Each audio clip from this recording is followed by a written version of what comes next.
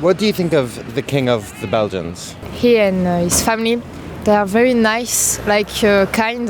They are kind people, but they don't do much for the country. It's not their role. What do I think of the king? I mean, he doesn't really have that much of a big name here in Belgium. I feel like the royal house in England is a very big thing, and everybody loves the king there. But I don't really have any connection to him specifically. Yeah. They always do nice things, the princess. She's amazing, really. So His daughter? Yes.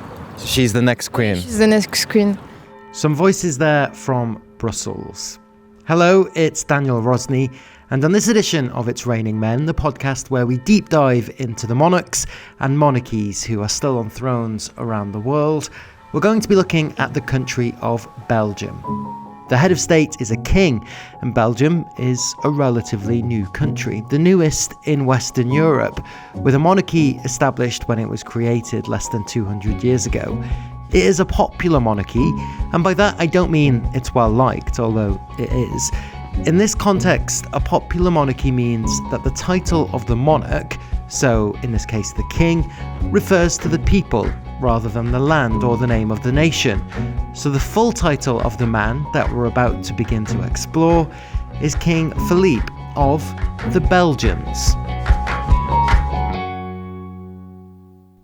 You might remember from our episode looking at the Grand Duke of Luxembourg that we spoke about a previous king of the Belgians, Baudouin, who in the early 1990s refused to sign a bill into law around abortion. Baudouin didn't have any children, so the throne passed when he died in 1993 to his brother, Albert II, who happens to also be the uncle of the current Grand Duke of Luxembourg. You get a lot of this in European monarchies. They're all related to each other in some way.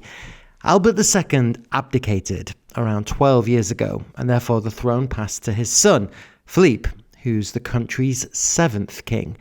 He is, though, the first king not to go to private school. He joined the Air Force when he was a young adult, where he qualified as a fighter pilot. Now, though, in his role as head of state, he puts his signature on laws and royal decrees every day. And like a lot of other monarchs in Europe, he is often referred to as being shy and sometimes awkward. And during his entire time on the throne, he's been followed and observed by Wim de Hanskutter. He's a journalist who specialises in the Belgian royal family and has just published his first book, Inside the Palace Doors. So there's no better person to speak to about what happens there and who King Philippe really is. Wim, hello. You have covered the royal family now for more than 15 years, so I'm guessing that they must keep you busy. Hello, I'm following the Belgian royal family, but also the other royal families in Europe and around the world. And maybe the Belgian royal family isn't that popular abroad, but well, there are a lot of things going on in the new King Philippe and Queen Mathilde. Okay, they don't create a lot of buzz or negative news articles, but we have other family members with a lot of problems and controversial opinions. And you've just published your first book. So why did you think that now was the time to put everything that you know about the royal family into something like this? Now I had the feeling that I was able to write this book. Of course, everybody can write a book. Everybody can write about royal family, but you need enough of experience, enough of knowledge, enough information to write a good book. And I really wanted to write another book than all the royal books that are already published in Belgium, because most of them, they are biographies. And for me, I didn't want to write a biography because I had the feeling that I couldn't add much more information to this biography. The book I wrote is more a Q&A. In the first part, I focus on the official role and function of the king and the royal house. And the second part is more about the private life of the king and his family members. from the moment that people know that I'm a royalty journalist, they really always they ask me always the same questions. How is King Philip in real life? Because a lot of people think he's very shy. Is he as shy as we think he is? Does he go to the cinema? Does he go to the restaurant? If he is on holiday, where does he spend his holiday? Those things you can't write in a biography, but in a book, in a Q&A book, you can add all those information that people are really interested in. When you start as a royalty journalist, for me 15 years ago, I wasn't able to answer those questions. It took a lot of time, a lot of years to create a network, to be trusted by all those royal members, their staff in the royal family. So it took a lot of time to be taken serious by those people. Can you give us a bit of an insight into what it's like in Belgium covering the royal family as a journalist? Because I've been a journalist myself now for more than 10 years, and I've never specialised in the royal family. I've had a fascination with them, but I haven't been a royal reporter. I have, though, covered royal weddings, funerals, and other engagements where I've been in the same room as Queen Elizabeth II or her husband, Prince Philip. But on those occasions, it feels very managed by the palace, and you are limited as a journalist who you can get close to. There's no way that you'd be able to ask a king, a queen, a prince or a princess what their view is on whatever the news is of the day. Is that the same in Belgium? And is it harder then finding sources when you're writing about them than, say, if you were a political journalist? It's difficult to compare, but in my book, I write that it's very strange to be a royal journalist because you follow a royal family, royal members, especially the king and the queen, but you don't get the opportunity to speak, to interview the king. Of course, I have several times a year informal contact with the king, but I can't interview him officially because he's not allowed to give interviews. So for a royalty journalist, it's very strange that you can't interview the main character of your job.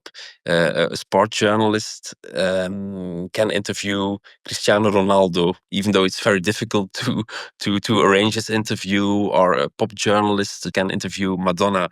But for me, it's impossible to interview the king, even though I can speak to him informally and I can speak to his staff members and so on. So that's a little bit strange when I compare it to foreign countries or foreign colleagues, especially in Scandinavia, even in the Netherlands.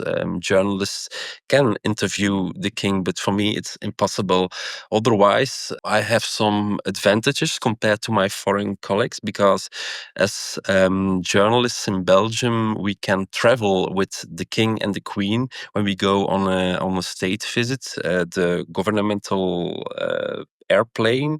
The king and the queen are passengers, but also businessmen who accompany them. And during the flight, they make some informal contact with journalists as well. So, and I know some Dutch journalists, some Dutch colleagues are jealous of me because I have this opportunity. That makes it very difficult to compare it if I'm in a better or in a more worse situation than my other colleagues. For me, it's very easy to have contact with the Royal Palace, with the spokespersons. For example, I have their mobile phone number. I can call them. They answer immediately. I can send them a text message. I can contact them by WhatsApp. So I have easy contact with the main staff members of the king, and they give some on or off the record information. And in other royal houses, it's more difficult to have this contact with palace members. So that's why I say it's difficult to compare. Okay, so let's look at your book then. And as you say, the first half of it is where you describe the responsibilities of the king.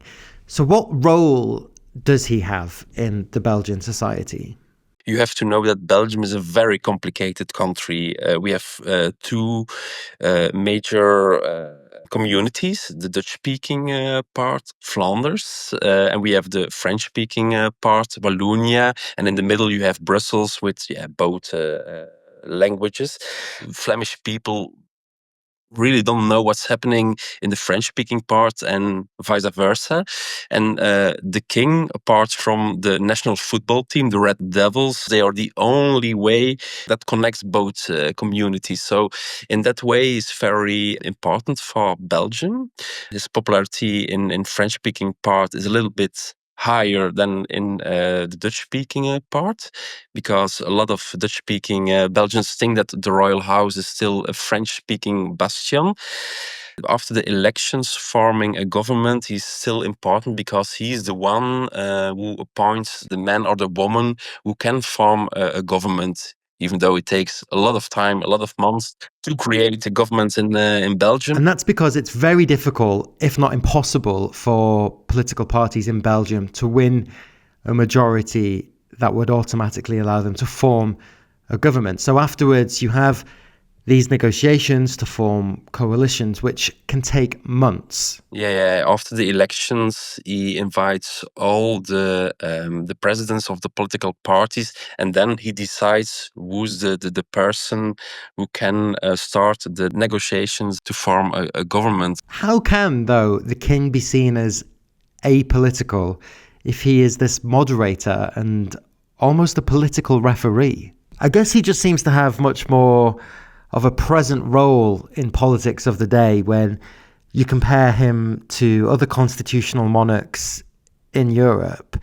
And I think that goes for the whole Belgian royal family, actually, because I remember watching a video last summer that was posted on social media where there were elections in Belgium and the heir to the throne was voting.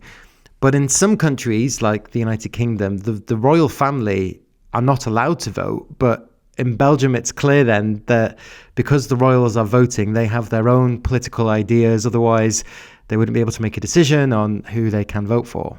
In Belgium, as well in the UK, the king isn't allowed to vote because he's the head of state and he has to be neutral. In the same philosophy, the queen, the partner of the king, isn't allowed to vote as well, but their children, they have to vote. And that's because all citizens over the age of 16 legally are required to vote in Belgium. But moving away from politics and the role that the king has when he took on the throne 12 years ago, Wim, you have covered him his entire reign, and he became king because his dad abdicated, and he said at the time that he was stepping down due to ill health. But there were some scandals brewing around the royal family at that time, whether or not King Albert had had an illegitimate daughter, and there was a long legal process, and we found out after his abdication that he had. How has King Philippe been able to turn the tide around the controversy that was circling the monarchy when he became king? A lot of people didn't trust him. They were not convinced about his capacities because when he was a crown prince, he was very shy. He made some stupid remarks as well. There were a lot of doubts about his capacities. What changed is that he didn't create new scandals. He worked very hard. So people thought, okay, our king is not very charismatic. Yeah, he doesn't have a lot of X factor, but he's a hardworking king, and we can trust on him.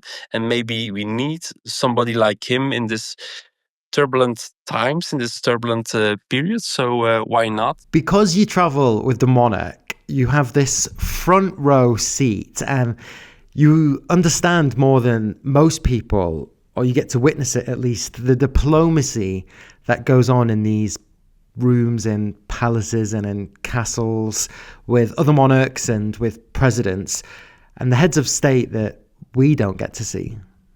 Well, in the 21st century, we will never create a system like a monarchy with one family ruling over the country and the eldest child who will succeed his or her father or mother. But I think for Belgium, it's a good system right now that we have this royal family, because it brings this stability in the country. In my book, I write about the soft power of King Philip, because being a king is something different than being a president. A Belgian guy from a non-governmental organization, was present in Iran, and King Philip called to the Sultan of Oman to negotiate with Iran to get him free. So when you're with him, when he meets the heads of state or he visits landmarks around the world, from a personal point of view, is there anything that immediately stands out to you that you've been involved in or you've witnessed where you've had a pinch me moment that you're part of this extraordinary theatre that comes with monarchy?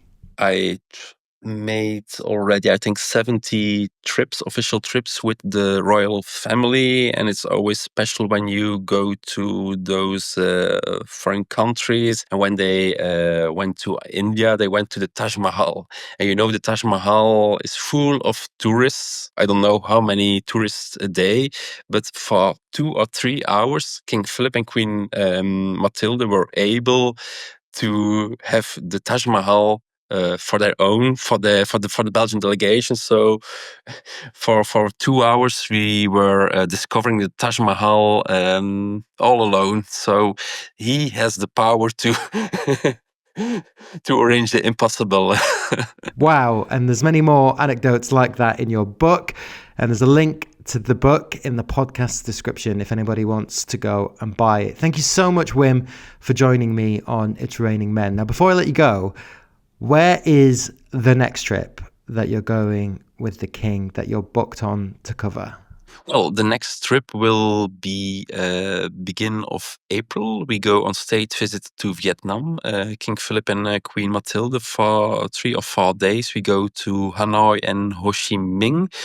In June, they will pay a state visit to Chile as well. So twice they go far away from Belgium. So that's in the future. But coming up, we're going to be looking at an international visit that King Philippe made in 2022, which was seen as historic, as he and the Belgian state addressed the country's colonial past in what is now the Democratic Republic of the Congo.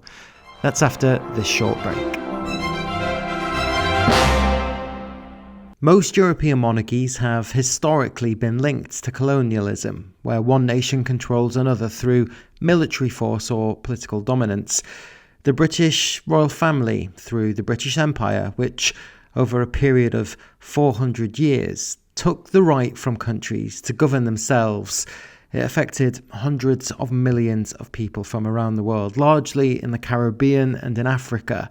The Spanish and the Dutch monarchies had their own empires too, and countries that used to have a monarchy, like France, also expanded its power globally. But experts are largely in agreement that Leopold II, who was king of the Belgians in the late 1800s and early 1900s, was one of the worst colonizers to ever have existed. The Congo, now known as the Democratic Republic of the Congo, or the DRC, was privately owned by Leopold. What happened there under his authority, although he never visited, was brutal. Officials would chop off the limbs of enslaved people when they didn't meet quotas of materials that were demanded by the Belgian king. Around 10 million died. The abuse was horrific, and when it was revealed what was happening, global leaders, including other colonizers, condemned it.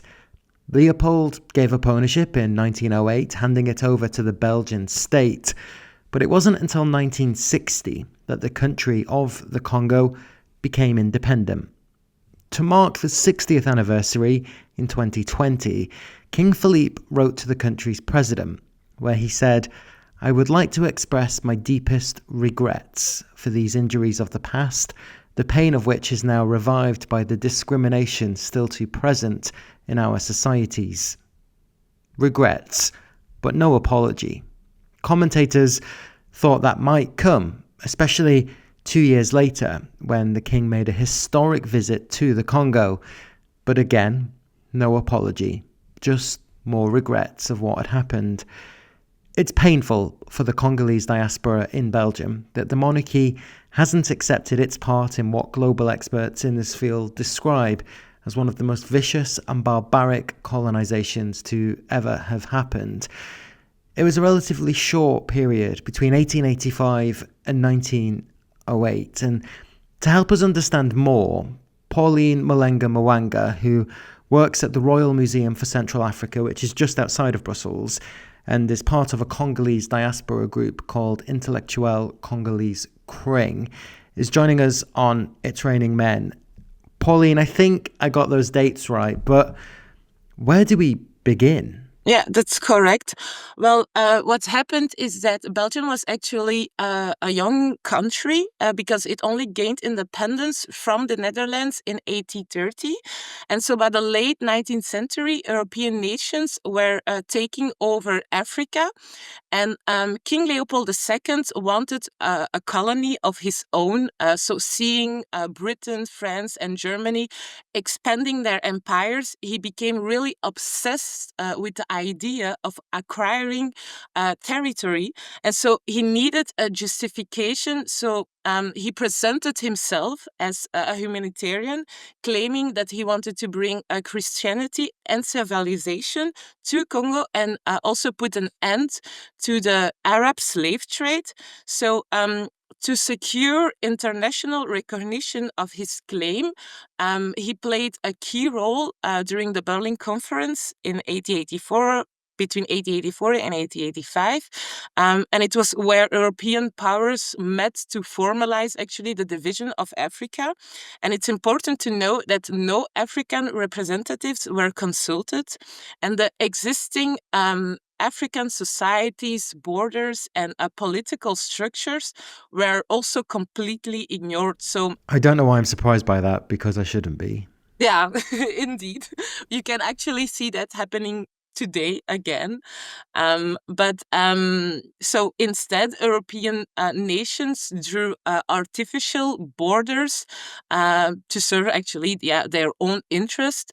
And so Leopold managed to convince other powers that his rule over Congo would be dedicated to humanitarian work, which allowed him to claim a vast territory as his personal possession. And so that became then the Congo Free State between 1885 and 1908. And in that 23-year period, an estimated 10 million people lost their lives in the Congo. And we will never know the true number, but that is the most widely recognized figure. And in some parts of the country, 50% of the population were killed. Yeah, that's true. So, like I said, Leopold called it a civilization mission, but actually it was really nothing more than to cover his brutal exploitation. So there was forced labor, violence, and terror were actually used to extract rubber, which was high in demand in Europe. And the Congolese people were really subjected to horrific punishments, including mutilations for failing to meet the quotas. Their hands, for example, were chopped off. Everyone, I think, has seen that one image of a father looking at the chopped off hands of his child. And so there was an international outcry led by activists, for example, Edmund Dene Morel, and they exposed actually those atrocities. And as a result, in 1908, Leopold II was forced to give away his private property to the Belgian government. And then Congo became officially a colony of Belgium. And it's also important to say that Leopold II was often called King Builder because he used the wealth from Congo to fund architectural projects in Belgium. For example, palaces, monuments, and public buildings in the cities, mostly of Brussels, Ostende and Antwerp, those were actually financed with the profits that he made during his reign in Congo. And so today his legacy remains very visible in Belgium's public landscape. So it's often also celebrated for its beauty, while the source of its funding, so Congo's suffering, is often overlooked, unfortunately. And he wanted to use the materials in Congo to make rubber because this was at a time where the motor car was becoming extremely popular in the late 19th and early 20th centuries. Now, what was also becoming popular then was photography. And I wonder whether or not this was one of the first occasions where people around the world could actually see for themselves the impacts in a country that was being colonized. Yeah, I think so. It really helped. I don't think that just by reporting and someone claiming that, because we are talking not just about a normal human being, we are talking about a king. So if someone will just come up to, for example, the Belgian authorities and say, well, I have been to Congo Free State and what is happening to the population is really cruel, I don't think that he would have been believed just by its words. So I think that photographing it and having evidence at hand really helped the case. And there was international condemnation from other world leaders once the true horrific events of what was happening in the Congo were revealed. But that extraordinary high figure of the deaths that are estimated to be as high as 10 million people over that 23-year period. Now, what do we know about those people? How were they killed? Is that the right question here? Was it disease related? Were they being tortured? Do we know anything about the people that lost their lives as a result of this colonization? Yeah, I think it was different reasons. It was indeed because of sickness, because people had to work very long hours and they weren't taken care properly. Also, like I said, mutilations. They also used in French the word chicotte. Were they whipped? Yeah, indeed, they were whipped. And it's also important to know that it was not the Belgians whipping the Congolese. It was another Congolese that was forced to whip other Congolese people. And even though Leopold II never went to Congo, he never visited, this was all done with his knowledge, under his directorate as ruler, as king of the Belgians, which colonized Congo. Now, despite that, he was revered for generations with statues in various Belgian cities, and it went even further afield because there was a mountain range in Australia that was named after him.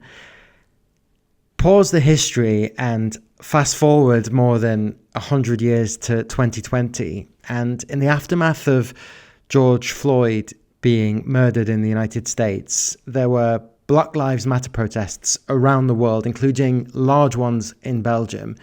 And there was a statue of Leopold II that was moved because that became a focus of people's protests. And this mountain range in Australia was renamed. And it felt to me as an outsider, as somebody that doesn't live in Belgium, that it wasn't until 2020, so only 5 years ago, that the conversation around Belgium's colonial history was becoming something that needed to be discussed much more openly outside of the Congolese diaspora. Indeed. So the thing is, while the country has begun to address its colonial past more publicly, we saw really a shift following actually the decolonization movement that happened throughout Europe.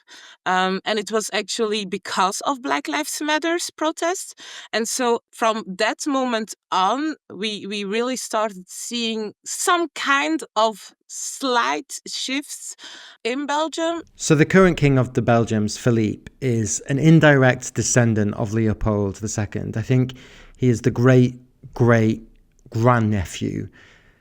Now, Philippe visited the Congo to mark the 60th anniversary of its independence. He was supposed to go in 2020, but the pandemic delayed it, so he went in 2022. And there was an expectation that he would apologise for the wrongdoings in Congo, but he didn't say sorry. He used that term regrets. How was that received? I think that people were waiting after so many years for a public recognition, for the king to really say, well, what we did there was really bad. And I deeply apologize actually for what we did. But again, I think that the Belgian government was also afraid to apologize, because apologizing and really putting more recognition on what happened during the colonial period, because it was not only Leopold II, but also the Belgian government.